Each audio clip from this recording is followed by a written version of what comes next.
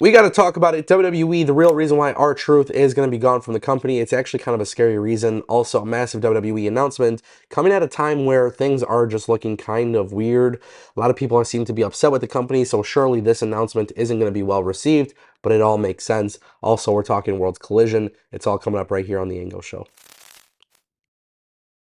And if you guys want more videos like this, go ahead and click that subscribe button. Trust me, you never want to miss a video moving forward. Let's talk about Worlds Collide. There are some people coming into Worlds Collide that WWE hasn't advertised, at least according to PWInsider.com. WWE is reportedly bringing in several familiar wrestling personalities for Worlds Collide this Saturday, June 7, 2025.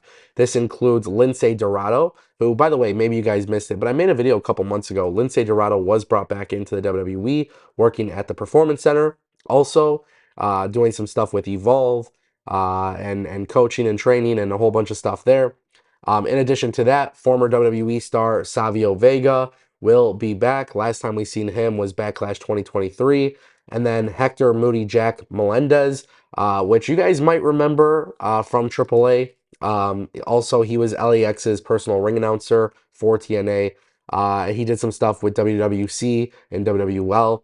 But now he's actually going to be working behind the scenes with WWE and AAA moving forward. So this is a relatively big deal because Worlds Collide, yes, we know kind of the card that's shaping up, but we don't really know exactly what else they have planned. We don't know who's going to be doing commentary for the event.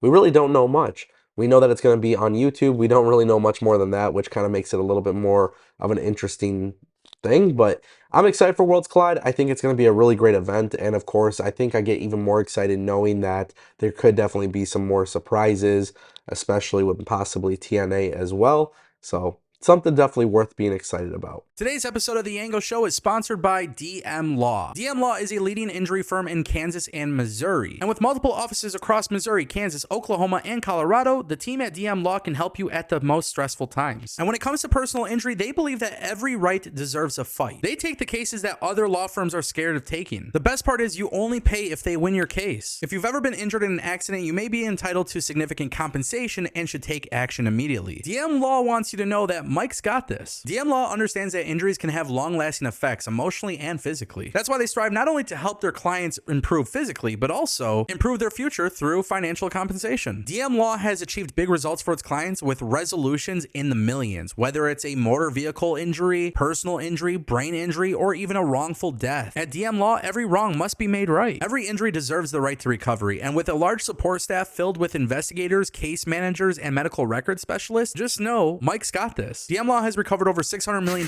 for thousands of clients. If you want to see if you could get the compensation you deserve, you can check out the link in the description as well as the pinned comment of this video. And that brings us to our next topic, ladies and gentlemen. WWE and Slim Jim have announced a major announcement. This one is being met with criticism, likely due to the fact that WWE has been like cutting talents and stuff like that.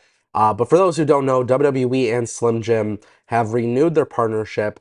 But moving forward, what's going to happen is the Slim Jim logo will be on the center of the ring mat for WWE Raw. However, what they're doing next is the most interesting aspect of this stuff because now they are going to be doing Slim Jim branded folding tables. So what that means is when you have like an Extreme Rules match or a tables match or something, the tables like you see in this image here, they're going to have the Slim Jim logo on it. So they are taking the advertising to the very next level. And it is absolutely insane. I don't hate it. I'm not mad at it. I get it. It's a business, right? Like it makes sense. But at some point, I feel like people are just going to have an issue with this. Like at some point, people are going to be like, all right, enough advertising. You know what I mean? It's just like everything's an ad, everything, but I have been saying for the longest time, especially under TKO, this is exactly what would happen. WWE and Slim Jim have a great partnership, and Slim Jim's very happy with WWE. So this makes a lot of sense in the grand scheme of things. But at the same time, too, it's just like, where do you draw the line of it being too much? I do think at some point a lot of WWE fans will be upset and annoyed with this whole situation because it's like, okay, are you going to have steel chairs being branded or ladders or other weapons? Like what is it going to take? And then of course WWE constantly having commercials on Netflix. Like this is the era of WWE where they are truly prioritizing the business more than anything else. And I do see some upside to that, but I do think at some point you are going to alienate a certain part of your audience. Um, this is the UFC method. If UFC had folding tables, they would probably be doing the same thing, right? But you have logos absolutely everywhere on the cage and on the mat, and like everything is an advertisement. I understand the business aspect of it, but at some point I do feel like it is becoming a little too money hungry. I mean, at the end of the day, it's a business and that's what they're going to do. So I understand that perspective, but it does get tiresome to kind of see. And also, one thing that really needs to be said here is, well, what about other businesses? Like, obviously, WWE is going to keep doing this, right? And other businesses might want that level of attention. Is this going to be a situation where WWE starts being disloyal to the brands who have worked with them in order to make money from another business? Which I think could be kind of an issue. Right now, they've obviously worked with Slim Jim for a while, so it makes a lot of sense. But can other companies who do ads get upset with WWE and bothered by this? I think that is a possibility.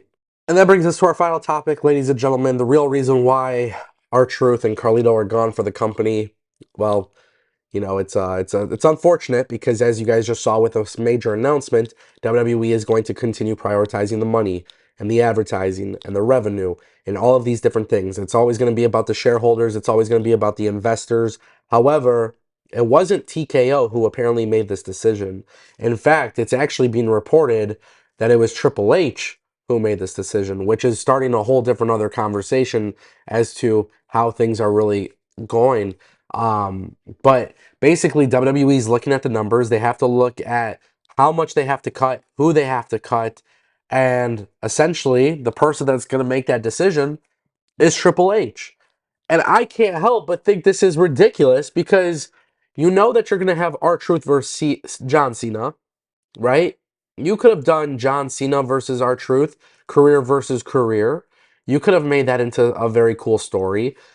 Triple H is the guy who does the creative, so if he knew that he was going to remove R-Truth and Carlito, like he could have done that, right? So the reality is TKO was coming to Triple H saying we need X amount of money cut. This is how it's gonna go. And the thing is, if Triple H could get rid of R-Truth and Carlito, who are fan favorites, then Johnny Gargano, Tommaso Ciampa, DIY, Karrion Kross, all these other people aren't safe. They're not safe. Nobody's safe. Like literally, that's the message that they're sending to the entire world is that like regardless of who's actually in the company, you're not safe. I'm only disappointed because I'm a huge fan of R-Truth. That's the only reason. He's a very fun talent to watch. This doesn't mean I'm going to stop watching WWE. I stopped watching WWE and covering WWE the minute that creative is like no longer enjoyable to me. But it is annoying to see that WWE is making these kind of decisions. And R-Truth is somebody who's been there for such a long time. Why is this like Why is this guy not being rewarded for his loyalty? Oh, because it's a business. That's what you might say. But a good business thrives on good morale. So at some point, do you really hurt your morale because of good business? It's just food for thought. Ladies and gentlemen, Triple H made the cuts. He's the reason why. This is how it is. It is what it is. Let me know what you guys think down below.